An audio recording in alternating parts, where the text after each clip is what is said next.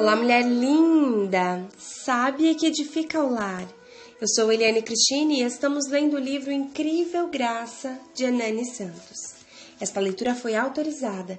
Para a aquisição do livro, entre em contato com a editora Vem. Leitura 19, O Dom da Justiça. Pai, eu oro pela amiga que me ouve, que ela possa ser curada e livre de toda a culpa, que ela se desvencilhe de toda justiça própria e se aproprie da tua justificação. Eu oro em nome de Jesus. Amém. Pedro e Judas começaram com justiça própria, depois sucumbiram para a condenação. Judas antes achava que Jesus iria trazer um reino visível e espantar os romanos das terras de Canaã. Ele esperava que Jesus fosse o libertador, assim como Moisés foi para o povo de Israel lá no Egito. Queria justiça, mas justiça pela força do braço, pelo mérito, pela guerra, pelas obras. E quando ouviu de Jesus que o reino dele não era deste mundo, tamanha foi a sua frustração, que seu coração se encheu ainda mais de justiça própria, até cair e trair o Salvador. E depois que ele caiu, viveu um estilo de vida de justiça própria. A condenação foi tão grande que ele teve mais fé na culpa, no pecado e na condenação que no perdão e no amor de Deus. E Pedro? Pedro ainda era um pouco mais, lembra que Jesus teve que apresentar a sua justiça própria? Antes ele disse: "Para onde fores eu irei." Cortou a orelha de Malco e disse a Jesus que jamais o trairia. A sua justiça própria estava em alta. Ele confiava no seu caráter de homem de palavra. Mas quando se viu descumprindo tudo o que prometeu a Jesus, a condenação veio e ele fez como Adão, teve medo, fugiu e se escondeu. Mas assim como Deus fez com Adão indo atrás dele, Jesus foi atrás de Pedro e o restaurou. Nas palavras da Monique, encontramos muito sobre me esforço, penso que Deus está me tratando com isso, meu corpo está no automático e fazendo tudo obrigatoriamente. Esses são os efeitos da lei, de uma vida sem o favor imerecido, de alguém que ainda não sabe o que é a justiça de Deus. Posso afirmar que existem muitos milhares de cristãos assim, frustrados, porém orando muito, deprimidos, mas adorando muito, angustiados, porém frequentes na igreja. Perderam a razão do senso de fé, apesar de estarem fazendo tudo certinho para Deus. A lei causa um efeito devastador na pessoa. O automático é monótono, medonho, sem vida. A isso chamamos de religiosidade. Quando a pessoa perde o prazer cristão, pode saber que está vivendo um estilo de vida meritório, pelas obras da lei, pelas obras do mérito. Primeiro começa com justiça própria e acha que, por orar muito, jejuar muito, consagrar-se muito, adorar muito, não faltar aos cultos, ler a Bíblia, isso fará dela alguém diferente perante Deus. Isso a fará ser mais amada, mais usada por Deus. E tudo isso porque se achou digna e merecedora. Quando perceber que pelas obras ninguém será aceito perante Deus, ninguém será considerado justo. Aí ela se encherá de condenação. Vai achar que não é digna, que apesar de Deus usar muita gente, ela não é merecedora de ser usada. E o problema é ela, não Deus. Quando era justiça própria, ela achava que merecia. Agora que é a condenação, ela acha que tudo o que acontece de ruim é culpa dela. Então, procura motivos para ver como ela é o problema, como parece que existe uma maldição nela, que faz com que nada dê certo. Se você crer que existe uma maldição mesmo não existindo, passará a existir.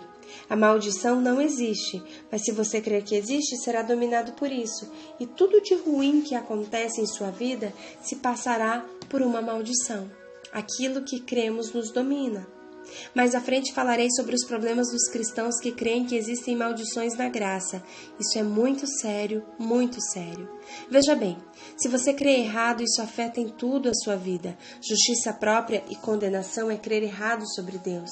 Quando leio algo como li da Monique, meus olhos se enchem de lágrimas, pois sei que existem muitos cristãos, amados do Senhor, com o coração abatido, que já estão cheios de condenação, por não conseguirem suprir as expectativas da lei, e posso lhe afirmar que nunca conseguirão. Você nunca irá, pelos seus méritos, suprir as expectativas da santidade de Deus. Na lei, sempre nos focamos em nós, em nossos pecados, em nossos méritos. Ou é a justiça própria, ou é a condenação. Na lei, você foca em seu amor para com Deus, luta para amá-lo, luta para agradá-lo, luta para satisfazer sua santidade e demandas. Na graça, focamos em Cristo. Agora não é como eu amo, mas como Ele me ama. Pare de medir o amor de Deus por você pelo seu amor por Ele. Isso é lei. Não foque em como você ama a Deus, mas em como Ele o ama. A graça aponta para a justiça, a lei para você. Nunca irá amar a Deus mais do que Ele o ama. Então apenas creia no quanto Ele o ama. E aí sim, você se tornará livre para amá-lo. Pare de medir sua santidade pela santidade de Deus. Pare de tentar se igualar a Deus pelas obras. Nem os anjos são iguais a Deus, quanto mais você que é menor que os anjos. O que precisamos fazer é descansar nas obras de Jesus na cruz, crer que você é a justiça de Deus, não fazendo, mas crendo. Se você crer certo sobre Deus, estará livre para adorá-lo.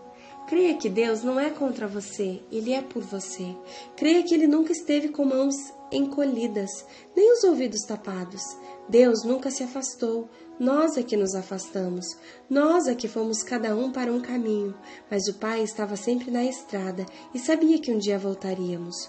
O pai do filho pródigo não jogou na cara dele os seus pecados. Ele não disse: por que vendeu tudo? Por que você fez isso? Ele o recebeu, e o recebeu com honras, sem nenhum senso de condenação e culpa. Imagino como o filho pródigo se sentiu amado e constrangido, nunca envergonhado, mas constrangido. Nem ele esperava tanto amor, mas foi assim que ele foi recebido pelo Pai, cheio de amor para dar. Durante muito tempo da minha vida vivi debaixo de culpa, medo e condenação. Pensava que tudo o que acontecia de ruim comigo era porque eu tinha feito algo contra Deus. Se o carro estragou, eu já sondava meu coração pensando: será que fiz algum pecado? Mesmo orando, mesmo jejuando, mesmo me esforçando, mesmo lutando para andar em santidade, eu sempre pensava que Deus tinha algo contra mim. Sempre pensava que Ele não ia com a minha cara. Normalmente, transitamos nos dois efeitos da lei. Quando estamos cheios de condenação, podemos correr para fazer obras, para ter méritos, para tentar amenizar a culpa e a condenação. Ou quando estamos com justiça própria, caímos para a culpa e condenação.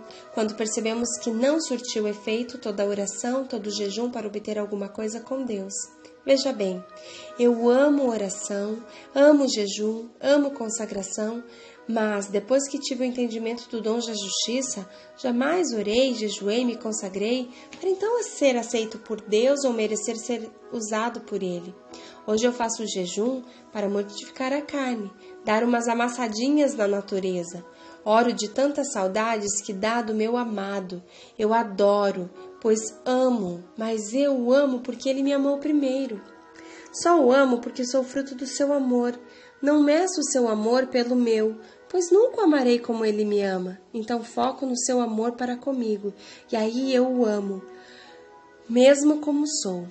Choro ao ver que os amados, preciosos cristãos estão sucumbindo à condenação, mesmo com a intenção certa, mesmo com a intenção de agradar a Deus.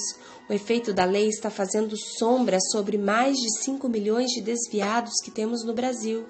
É só você ler na internet um post de quem não congrega. Ele está ferido, acha que foi magoado, que foi decepcionado, que tem o direito de se sentir ofendido. Um dia, em suas igrejas, eles trabalharam e não foram reconhecidos, não receberam elogios, ofertaram e não foram recompensados, tiveram suas expectativas frustradas. E aí resume tudo o que falo sobre os efeitos da lei. A lei vem de algo que não pode cumprir, e não pode porque a lei é má. Mas, para ela cumprir o que promete, nós deveríamos ser perfeitos. Na lei faça o mal e receba o mal. Faça o bem e receba o bem. Cumpra a lei e seja abençoado. Não cumpra e seja amaldiçoado. A lei promete bênção ao cumpri-la, Mas como não conseguimos cumpri-la, ela promete bênção, mas entrega a maldição. Por isso muitos estão assim, começaram no espírito e terminaram na carne. Quantas noites passei em lágrimas com o Senhor, desesperado, tentando entender por que eu sentia que não o agradava. Tentando agradar, eu dizia, o Senhor ainda irá se alegrar muito comigo. Meu coração era sincero, eu chorava com sinceridade. Assim como você, querido ouvinte, está chorando agora. Eu era preso nisso e nunca conseguia agradar a Deus.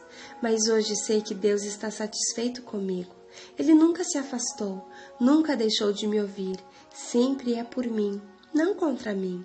Esse entendimento me mudou, tornou-me mais santo, mais adorador. Minha oração passou a ter sentido. Meu jejum passou a ter sentido. Nunca mais subi em um altar para pregar dizendo, Senhor, jejuei, agora serei usado. Ou Senhor, lembre-se que orei de 2 a 3 horas, agora o fogo vai cair. Nunca mais orei para Deus me usar nas pregações ou fazer milagres em minhas cruzadas ou me dar almas. Agora apenas agradeço por sua obra já realizada através de mim. Eu oro já agradecendo porque em mim Ele fará grandes coisas. Não é por mim. É Ele em mim. Eu sou a justiça.